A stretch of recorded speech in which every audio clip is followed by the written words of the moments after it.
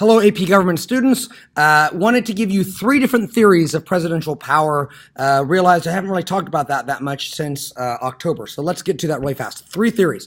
Let's start off with the most unpopular one, and that is William Howard Taft's literalist theory of the Constitution, also sometimes known as the Madisonian theory, and that is the view that the president can't do anything unless it is literally enumerated in Article 2 of the Constitution. And it also has a very deferential view of the president, which is the president really has nothing to do until Congress tells him to do it. I can't just enforce a law. I have to wait for Congress to write it. I can't do anything until Congress funds it. I can't wage a war until Congress declares it. I cannot do anything unless it is in the Constitution. I'm not going to take the initiative. Now, you should know typically people who believe in the literalist theory, they tend to be seen as very, very bad presidents. Just saying, because they sit around waiting for Congress to tell them what to do, and they don't believe in this idea of the unitary theory of the executive.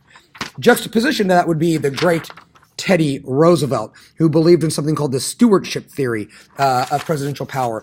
And he essentially rejects 2 ideas. The first one is he doesn't believe that the president is just the servant of the Congress. He believes the president should inject energy, that he can lead the country, that he should use the bully pulpit, that he can lean onto Congress, not usurping power, but the president can lead the country, can lead the Congress, doesn't necessarily have to only serve the Congress. And the other thing that he believes is that the president can do anything he wants unless it is forbidden by the Constitution. So C.C. Taft said, we can only do what's in the Constitution. Teddy Roosevelt in the Stewardship Theory said, I can do whatever I want as long as it's forbidden, as long as it's not forbidden. There's a lot of difference there, right? If your parents said to you, you can only do what I say, that doesn't mean you can do much. You can't do much at all, right?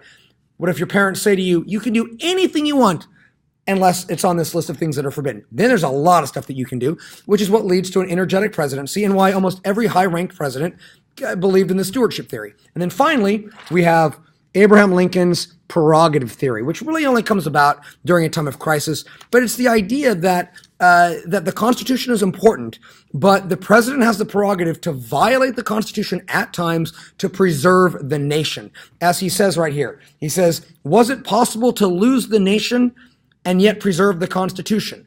I felt that measures otherwise unconstitutional might become constitutional by becoming indispensable to the preservation of the Constitution. So in other words, if the country is literally going to go extinct, you have to choose between upholding the Constitution and breaking it to preserve the nation and the Union, the president has the prerogative, as Lincoln did, to occasionally stretch or bend or violate the Constitution. Okay? So prerogative, stewardship theory, and literalist theory. Good luck.